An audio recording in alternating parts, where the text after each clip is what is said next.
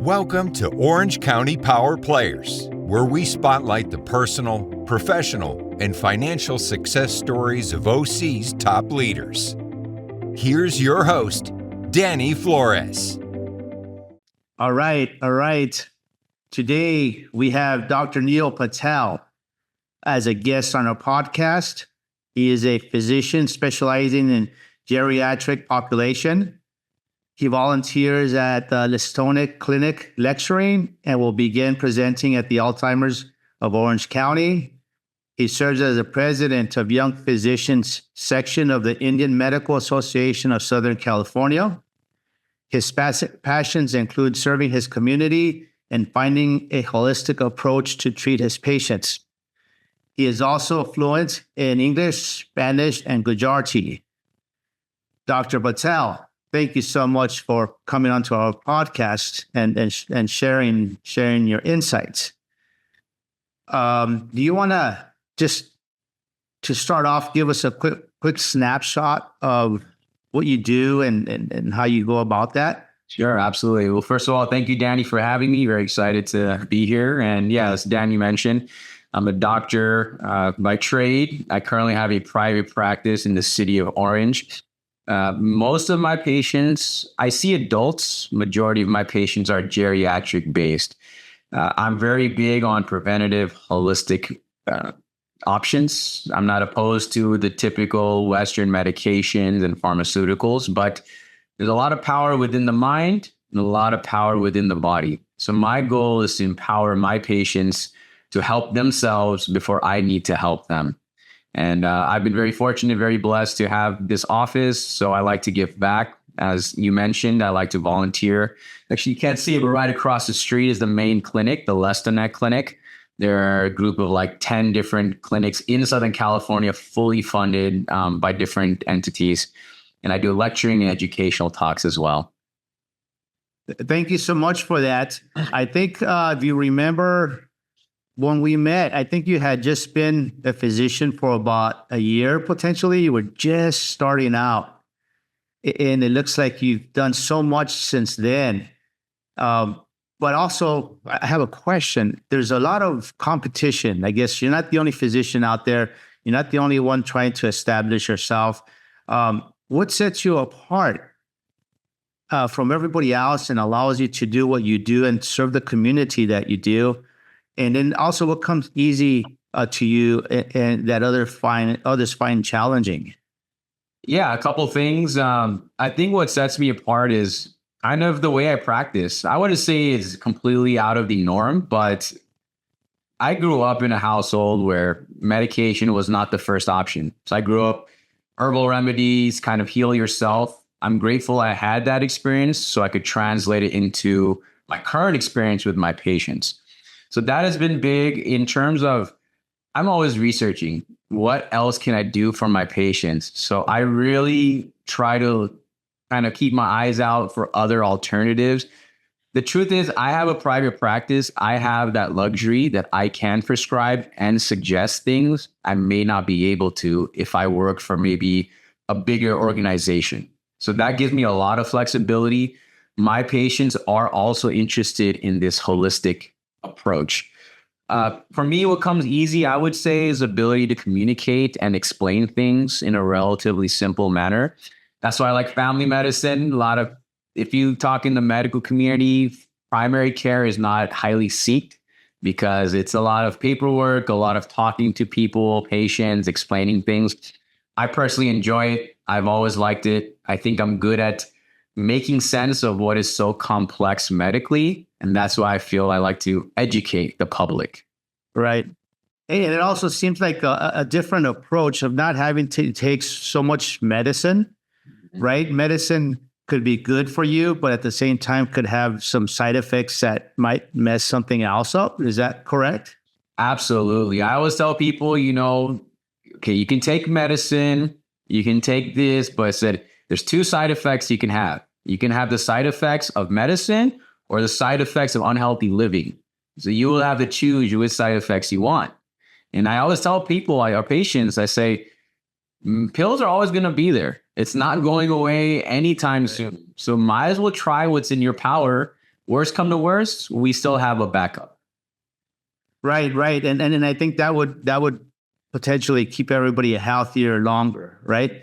Being able to reach an elderly age where we're elderly and healthy at the same time, not unhealthy. It doesn't matter how old we get, as long as we're healthy and we can enjoy life. I think that's probably a good goal to have moving forward. Yes, I believe that quality of life versus quantity of life. That's what I stress for all my patients. I personally believe there's 4 aspects, right? Your physical health, your mental health, emotional health, and your spiritual health. So if we can try to pinpoint all of that, then I feel most people will have a relatively good quality of life.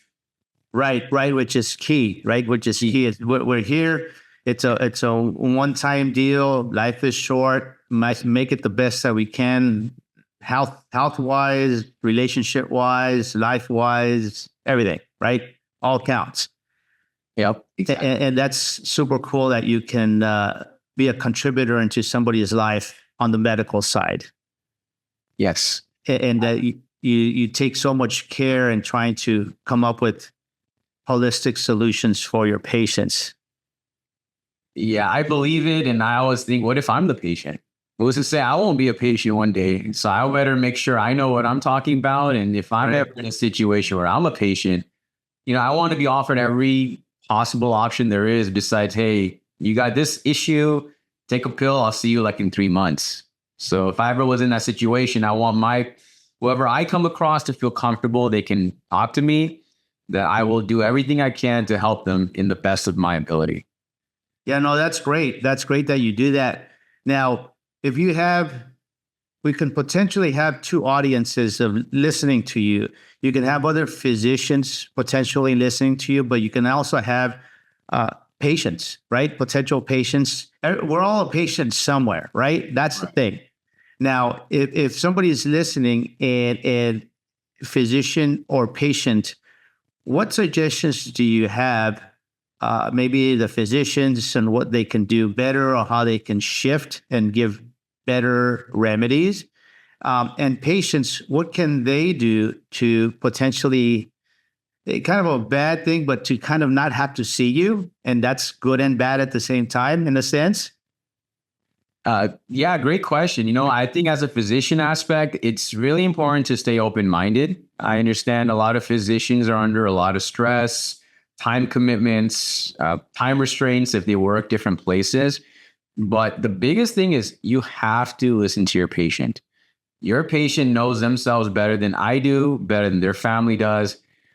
Majority of my job is just listening. Good chance I can figure out what's going on about 80% with just a standard asking the right questions, taking an interest, and then, of course, doing the exam. So for physicians, the biggest thing is just stay open-minded, right? Medicine is evolving so rapidly right now. So it's very important not to put yourself stuck in a role where you only do certain things or you see medicine in a certain view. So that's my advice for physicians. For patients, Google responsibly. That's all I got to say. I mean, everybody's a doctor nowadays, okay? So I'm competing against AI, competing against Google. So I say, I don't mind. I want my patients to be educated. I like giving homework. So I give patients like keywords. Go Google this. Don't Google freely. Google these things to see. So that's one. And I tell patients, just do your part as best as you can, right? Exercise, diet. I know it's probably heard that a million times, but it's a lifelong process. So a little at a time. Otherwise, I tell them, I'd rather see you outside the office, but you can always visit me in the office too. Right. Exactly. And going back to the Google, I do get a chance to talk to a lot of people, and all of a sudden people walk into the doctor's office and say, "Hey, listen, I want you to give me this, and that." And you're like, wait a minute. Why am I going to do that? Google's not always right. Not always has the correct information. Correct. So it's kind of funny to see that. So now I want to shift just a little bit. Sure. And looks like your business is doing well. And it's actually allowed you to invest into one of our projects, our multifamily projects. Tell me what you think about that. And I know you visited. I think you and your father visited the project. So give me some feedback on what you thought and what we're doing out there, and just. Yeah, absolutely. So I know we met a couple of times. I met you before I had my private practice, actually. And then I ran into you a couple of years ago. At that time, you had this project. And, I think we had good chemistry to begin with. So that was important. And you have a good track record. So I felt like, working with you, I felt comfortable. My money would be safe. And it's been great. I understand with real estate and other projects, it's a process. So everybody wants things done now. So, well, I don't expect that. I understand the process. I saw the property just like 2 weeks ago. I liked it. This is really nice. Anastasia, I think she's one of the managers there. She's very nice, very friendly. She showed us the entire apartment complex. I thought it was good. It paint, insides, everything was pretty much modern. Looked like it was ready to go. There's a high demand from what she was saying in terms of occupancy. The area, of course, is very hot. And there's a lot of, what I like the most, there's a lot of open spaces. So for two aspects, number one, just as a tenant, it's nice to look outside and not see just another apartment. There's greenery and you have a lot of parking or a lot of space behind the parking structure. Number two, on the investment side, that empty space can be utilized for other things. So I like that you have that option either way you want to go. All in all, I thought it was great. And I'm kind of, continue to look forward to working with you, Danny, and the projects as well. Yeah, no, thank you. Always grateful to have you come on board and being able to kind of help you with your investments. I don't know if Anastasia told you, but one of the last things that we were doing on that site was we originally had the laundry room that we had like a split, like a 50-50 split with a laundry company. They supplied the equipment, the washers and the dryers. They also took the responsibility to fix them. Now, what was interesting, or what's been interesting for us, is that I've done this multiple times when I've taken out the leased equipment and say, I don't want to split with anybody. We'll go out and we buy our own equipment. And even though the revenue is supposed to be 50-50, it always triples. I don't know why, but it always triples.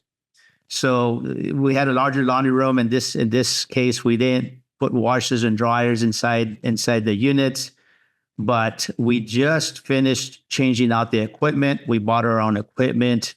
We have smart equipment now where people can just set up the washer and the dryer with an app.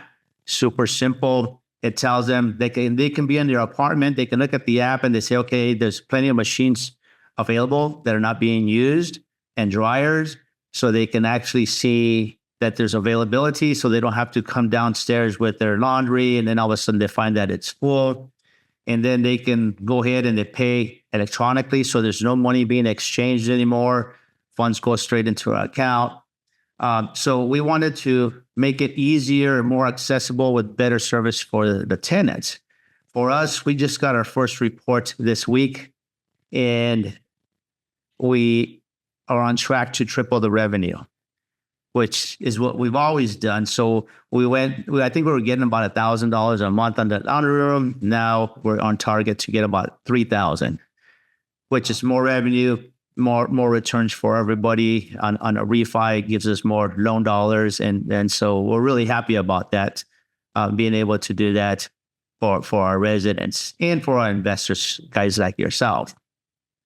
As we wrap up our interview, what exciting plans do you have for the next 6 to 12 months? Any projects that you're working on professionally? Sure. On your own? Yeah, my hands are everywhere. On the real estate side, I'm obviously looking always to invest if it makes sense, right? It's interesting to say the least right now, so I'll probably pause at this time.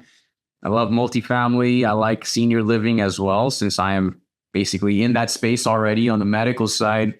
Medically, I got a lot of things. Like I said, I work with Alzheimer's Orange County. I do lectures with them. I'm big on proponent for cannabis as well. This behind me was from the Senate, actually. We got for recognition for a cannabis interview I did about 2 months ago. Mhm. So we're looking to just try to create more avenues for patients and people in general, just to help themselves. And I'm big, like I said, educating is really important to me. So, and I speak Spanish. So I'm always looking for opportunities to just get the word out, how to empower people to help themselves so they don't have to see me. Right. Exactly. No, that's good. That's good that you're concerned about people's well-being and health. If more physicians were thinking like you, potentially it could be a better profession for everybody and results for patients as well. Exactly. Well, thanks so much for taking the time, Dr. Patel, once again, for joining us, for sharing your insights. If somebody wanted that's listening to get a hold of you, how would they do that? Yeah, thank you. You can always call my office. It's we can give the number later too, but it's 714-771-2800. We're located in Orange. If people are aware or familiar with the Circle, it's east of there. I'm between Chapman and Tustin, right by the fire station. Please give me a call if anybody has questions. I'd like to help them. And go from there. Yeah, good thing. The Orange County community, you're close by, and maybe they can go out there and see you and Absolutely get to know you. Absolutely. Well, Dr. Patel, thank you so much for joining us and taking the time out. Great. Thanks so much for having me, Danny. Really appreciate it. Thanks for listening to Orange County Power Players. Want to share your success story? Apply to be a guest at ocpowerplayers.com/guest.